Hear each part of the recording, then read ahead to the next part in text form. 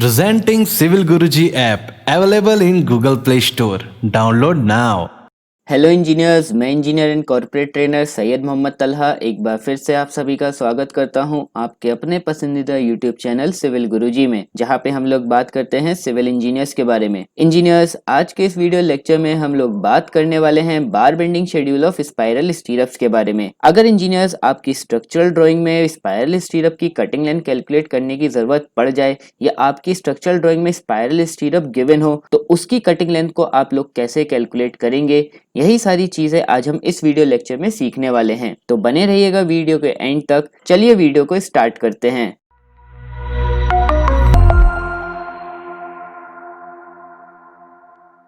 Engineers, हमेशा ही जैसे मैंने आपको बताया है कि अगर आपको किसी भी आरसीसी मेंबर की कटिंग लेंथ को कैलकुलेट करना है तो सबसे पहले आपको क्या आना चाहिए, उस आरसीसी मेंबर की स्ट्रक्चरल ड्राइंग को अच्छे से रीड करना आना चाहिए और समझ में आना चाहिए कि उसमें क्या क्या स्पेसिफिकेशंस गिवन है आपके उस आरसीसी मेंबर की। आज भी इंजीनियर्स हम लोग यही करेंगे। सबसे पहले उसकी स्ट्रक्चरल ड्राइंग को रीड करेंगे अपने स्पाइरल स्टीरअप की, उसके जो नेसेसरी डाटा हैं उसको नोट डाउन करेंगे, देन उसके बाद इजीली कैलकुलेट करेंगे उसकी कटिंग लेंथ को। जैसे कि इंजीनियर्स आप लोग यहाँ पर लेफ्ट साइड में देख रहे हैं कि मेरे पास एक क्रॉस सेक्शन अवेलेबल है। मैं बताना चाहता हूँ इंजीनियर्स कि ये जो क्रॉस सेक्शन है मेरा, ये है मेरा एक पाइल का क्रॉस सेक्शन। जो मेरी पाइल का डायमीटर है इंजीनियर्स वो है 500 mm का, और जो ओवरऑल लेंथ है मेरी पाइल की इंजीनियर्स वो है मेरी 10 मीटर की। जैसे कि यहाँ पे लिखा हुआ भी इंजीनियर्स 10,000 mm, मीटर में कहें तो 10 मीटर। उसके बाद इंजीनियर्स जो टॉप में मैंने यहाँ पे ये जो दिख रहा है आपको, ये है मेरी पाइल कैप। इसमें इंजीनियर्स हम लोग अपनी डबल मैश फुटिंग प्रोवाइड कर रहे हैं। जैसे कि इंजीनियर्स मैंने डबल मैश फुटिंग का बीबीएस कैलकुलेट करना आपको पहले सिखा चुका हूँ। अगर इंजीनियर्स आपने वो वाली वीडियो मेरी नहीं चेकआउट करी है तो जरूर जाके वो वीडियो भी देखिएगा। आपको इजीली समझ में आ जाएगा कि आपको कैसे डबल मैश फुटिंग का बीबीएस कैलकुलेट करना है। सेम एज इट इज यहाँ पे भी इंजीनियर्स हम लोग अपनी पाइल कैप में डबल मैश फुटिंग प्रोवाइड कर रहे हैं। जैसे उस वीडियो में मैंने आपको डबल मैश फुटिंग का बीबीएस कैलकुलेट करना सिखाया है, सेम एज इट इज यहाँ पे भी इंजीनियर्स हम वैसे ही इस वाली डबल मैश फुटिंग का बीबीएस कैलकुलेट करेंगे। अब इंजीनियर्स जैसे कि आप लोग यहाँ पे देख रहे हैं कि ये मेरी जो पाइल है इसमें जो हम लोग रीइंफोर्समेंट बार्स प्रोवाइड कर रहे हैं उसके बारे में भी थोड़ा सा समझ लेते हैं। उसकी यहाँ पे हमें जरूरत नहीं पड़ेगी, फिर भी समझ लेते हैं कि हम उसकी ड्राइंग को कैसे रीड आउट करेंगे अपनी पाइल की। तो जो मैं यहाँ पे अपनी पाइल में रीइंफोर्समेंट बार्स प्रोवाइड कर रहा हूँ वो कितनी प्रोवाइड कर रहा हूँ इंजीनियर्स, 8 नंबर ऑफ बार्स, और डायमीटर कितना है उनका 16 mm का। इसके बाद इंजीनियर्स ये समझते हैं कि यहाँ पे जो हम स्टीरअप्स प्रोवाइड कर रहे हैं उसका डायमीटर कितना है। जैसे कि इंजीनियर्स आप लोग यहाँ पर देख रहे हैं कि स्टीरअप्स का यहाँ पे डायमीटर गिवन है 8 @ 200 mm centre to centre. 8 mm diameter की स्टीरअप्स को इंजीनियर्स हम लोग यूज कर रहे हैं और स्पेसिंग कितनी है सेंटर टू सेंटर दो स्टीरअप्स के बीच की, वो है मेरी 200 mm की। अब इंजीनियर्स स्टीरअप्स की कटिंग लेंथ को कैलकुलेट करने से पहले हम लोग ये समझ लेते हैं कि ये जो मेरी पाइल है इसमें हम लोग सर्कुलर स्टीरअप्स प्रोवाइड कर रहे हैं या स्पाइरल स्टीरअप्स प्रोवाइड कर रहे हैं, ये कैसे हम लोग डिटरमाइन करेंगे। अगर इंजीनियर्स ये जो आपकी पाइल की लेंथ है इंजीनियर्स, इसमें आपको ये जो हॉरिजॉन्टल डायरेक्शन में ये जो लाइंस दिख रही हैं, अगर ये हॉरिजॉन्टल डायरेक्शन में है कुछ कुछ इंटरवल्स के बाद, तो ये रिप्रेजेंट करती है आपकी सर्कुलर स्टीरअप्स को। अगर यही लाइंस आपकी जिगजैग पैटर्न में होंगी जैसे कि यहाँ पे आप लोग राइट साइड में देख रहे हैं, तो ये रिप्रेजेंटेशन होता है इंजीनियर्स आपकी स्पाइरल स्टीरअप्स का, कि आप लोग वहां पर सर्कुलर स्टीरअप्स नहीं प्रोवाइड करेंगे, आपको प्रोवाइड करनी है स्पाइरल स्टीरअप्स। स्पाइरल स्टीरअप्स अगर प्रोवाइड करनी होगी इंजीनियर्स तो आपका जो पैटर्न होगा वो जिगजैग पैटर्न होगा, और अगर आपको सर्कुलर स्टीरअप्स प्रोवाइड करनी है तो हॉरिजॉन्टल डायरेक्शन में आपको कुछ कुछ इंटरवल्स के बाद लाइंस दिखेंगी जैसे कि यहाँ पे दिख रही हैं। अभी यहाँ पे जो पाइल में इंजीनियर्स हम लोग स्टीरअप्स प्रोवाइड कर रहे हैं वो सर्कुलर स्टीरअप्स है, लेकिन सर्कुलर स्टीरअप्स की आप लोग कटिंग लेंथ कैलकुलेट करना पहले ही सीख चुके हैं। आज हम इंजीनियर्स देखेंगे कि अगर यहाँ पे स्पाइरल स्टीरअप्स प्रोवाइड करते हैं हम लोग तो उसकी कटिंग लेंथ को हम लोग कैसे कैलकुलेट करेंगे। इसके बाद इंजीनियर्स ये जो सेक्शन P1 यहाँ पे कटा हुआ है इसको मैं राइट साइड में अलग से रिप्रेजेंट कर रहा हूँ यहाँ पे, जैसे कि आप लोग देख रहे हैं सेक्शन P1। चलिए देखते हैं कि इस सेक्शन में से मुझे क्या क्या डिटेल्स पता चलती है मेरी स्टीरअप्स के बारे में। तो इंजीनियर्स जो मेरा पाइल का ओवरऑल डायमीटर है वो यहाँ पे लिखा हुआ है कितना है 500 mm। उसके बाद इंजीनियर्स पाइल में जो मैं रीइंफोर्समेंट बार्स यूज कर रहा हूँ उसको मैं यहाँ पे येलो कलर से रिप्रेजेंट कर रहा हूँ। इन जो रीइंफोर्समेंट बार्स जो मैं 8 रीइंफोर्समेंट बार्स यूज कर रहा हूँ 16 mm डायमीटर की, उसको अपनी पोजीशन पर क्या रख रही है इंजीनियर यहाँ पे सर्कुलर स्टीरअप्स। जो मेरी बीच वाला जो सर्किल है मिडिल सर्किल, जैसे एक टॉप में सर्किल है, फिर सेंटर में एक सर्किल है, उसके बाद एक बॉटम में सर्किल है। तो जो मेरा सेंटर वाला सर्किल इंजीनियर्स वो मेरा रिप्रेजेंट कर रहा है मेरी सर्कुलर स्टीरप्स को। तो अगर इंजीनियर्स आपको इसकी कटिंग लेंथ कैलकुलेट करनी है तो आप पहले ही मेरी वीडियो देख चुके हैं सर्कुलर स्टीरप की, जब हम लोग वहां पे कैलकुलेट कर रहे थे उसका बीबीएस। अब इस सर्कुलर स्टीरप्स की जगह इंजीनियर्स हम लोग क्या प्रोवाइड कर रहे हैं, स्पाइरल स्टीरप्स को। तो चलिए देखते हैं कि उसकी कटिंग लेंथ हम लोग कैसे कैलकुलेट करेंगे। अब इंजीनियर्स चलते हैं और देखते हैं कि स्पाइरल स्टीरप्स की कटिंग लेंथ को हम लोग कैसे कैलकुलेट करते हैं। अगर इंजीनियर्स आपको स्पाइरल स्टीरप्स की कटिंग लेंथ कैलकुलेट करनी है तो सिंपली आपको एक फॉर्मूला यूज करना पड़ेगा।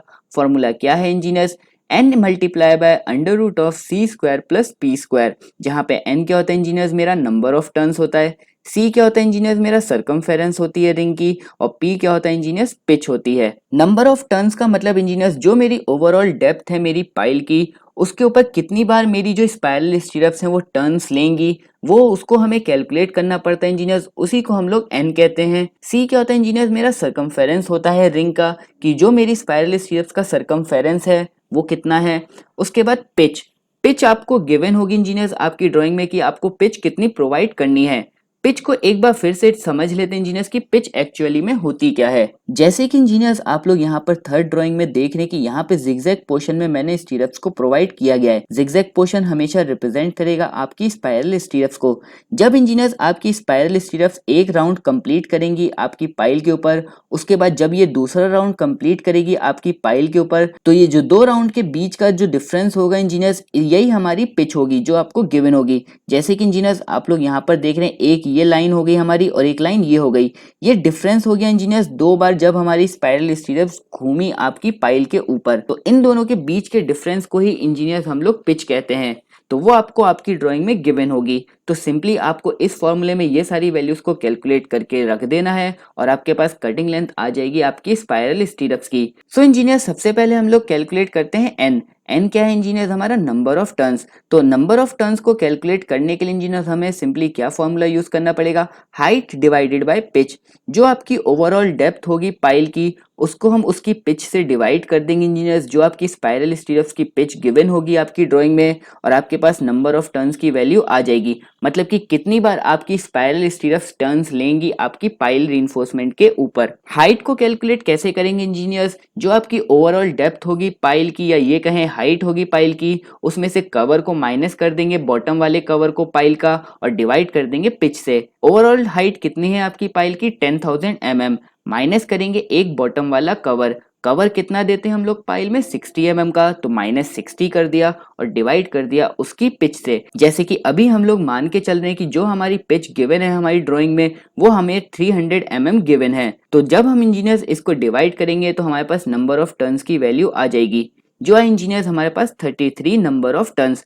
मतलब कि जो आपकी स्पाइरल स्टीरप्स होंगी वो 33 बार टर्न्स लेंगी आपकी पाइल रीइंफोर्समेंट के ऊपर। इसके बाद इंजीनियर्स हमें सर्कमफेरेंस कैलकुलेट करनी है। सर्कमफेरेंस हम लोग कैसे कैलकुलेट करेंगे, सर्कुलर पोर्शन है हमारी स्टीरप्स का, तो सर्किल का सर्कमफेरेंस कितना होता है इंजीनियर्स हमारा 2πr। अब सिंपली इंजीनियर्स हमें r को कैलकुलेट करना है कि रेडियस कितनी होगी आपकी स्टीरप्स की। तो रेडियस को कैलकुलेट करने के लिए इंजीनियर्स यहाँ पे हमने एक फॉर्मूला लिखा हुआ है। फॉर्मूला क्या है, d divided by 2 minus 60 minus 4 equals to 186 mm। d क्या इंजीनियर्स यहाँ पे डायमीटर है मेरी पाइल का, तो d को हम क्या रखेंगे 500 mm, डिवाइड कर देंगे 2 से, तो ये क्या हो जाएगा आपका रेडियस कन्वर्ट हो जाएगी। आपका ओवरऑल डायमीटर किस में कन्वर्ट हो गया, रेडियस में। लेकिन आपको ये रेडियस कहाँ से कहाँ तक मिली इंजीनियर्स, जो आपका पाइल का सेंटर वाला पोर्शन इंजीनियर्स यहाँ से आउटर तक की डिस्टेंस जो मिली आपको वो मिली 250 mm। अगर मैं रेडियस की बात करूँ, ओवरऑल 500 mm है, अगर मुझे रेडियस चाहिए होगी सेंटर से आउटर तक की, तो मुझे क्या करना पड़ेगा, ओवरऑल डायमीटर जो मेरी पाइल का है उसको मैं 2 से डिवाइड कर दूं तो मेरे पास रेडियस आ जाएगी। लेकिन मुझे उस रेडियस का काम नहीं है जो मेरा आउटर सर्किल है, मुझे सेंटर वाले सर्किल तक आना पड़ेगा इंजीनियर्स। तो सेंटर वाले सर्किल तक आने के लिए मुझे क्या करना पड़ेगा, एक पाइल का कवर माइनस करना पड़ेगा, इसीलिए माइनस 60 किया इंजीनियर्स उसके बाद। और उसके बाद इंजीनियर्स हम लोग सेंटर से हमेशा स्टीरप्स की कटिंग लेंथ को कैलकुलेट करते हैं। तो सेंटर तक पहुंचने के लिए जो मेरा डायमीटर है मेरी स्टीरप्स का 8 mm का, उसका सेंटर कहाँ पे होगा इंजीनियर्स 4 mm पे, तो मुझे -4 एक्स्ट्रा और करना पड़ेगा, तो मुझे रेडियस मिल जाएगी जैसे कि मैंने यहाँ पे किया है। सेम जैसे इंजीनियर हमने सर्कुलर स्टीरप्स या रेक्टेंगुलर स्टीरप्स में सेंटर तक पहुंचने के लिए हाफ डायमीटर माइनस किया था स्टीरप्स का, सेम एज इट इज यहाँ पे भी सेंटर तक पहुंचने के लिए स्टीरप्स के हाफ डायमीटर स्टीरप्स का माइनस करना पड़ेगा। तो वही मैंने हाफ डायमीटर स्टीरप्स का माइनस किया है अपनी स्पाइरल स्टीरप्स की कटिंग लेंथ को कैलकुलेट करने के लिए।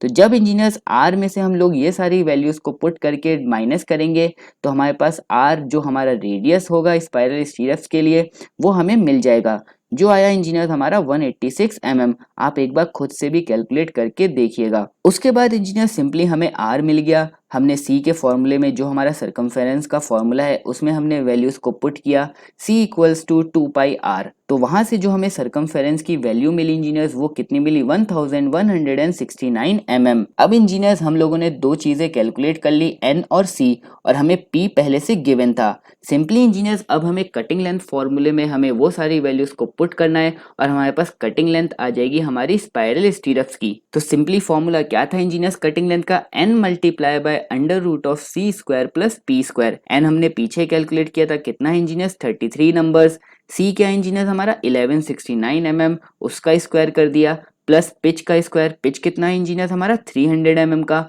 उसका स्क्वायर कर दिया। अब सिंपली इसको सिंप्लीफाई कर दिया, सिंप्लीफाई करने के बाद हमें जो वैल्यू मिली मीटर में इंजीनियर्स कटिंग लेंथ की स्पाइरल स्टीरप्स के लिए वो मिली इंजीनियर्स हमें 39.8 मीटर।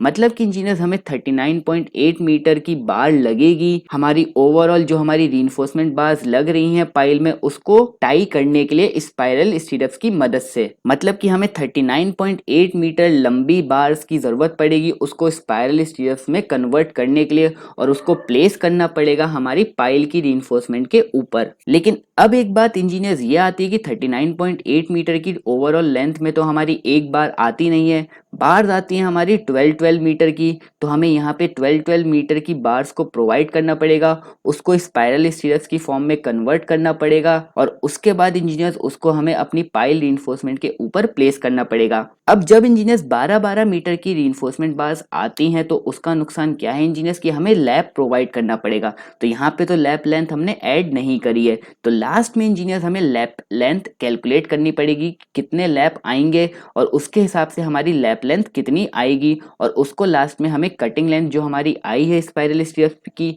उसमें हमें उस लैप लेंथ को ऐड करना पड़ेगा। तो इंजीनियर्स नंबर ऑफ लैप्स को कैलकुलेट करने के लिए इंजीनियर्स सिंपली हमें क्या करना पड़ेगा, जो हमारी कटिंग लेंथ आई है टोटल लेंथ जिसको इंजीनियर्स हम लोग बोल रहे हैं उसको इंजीनियर्स हम लोग जितनी भी हमारी मीटर की रीइंफोर्समेंट बार होती है उसको डिवाइड कर देंगे और कर देंगे -1।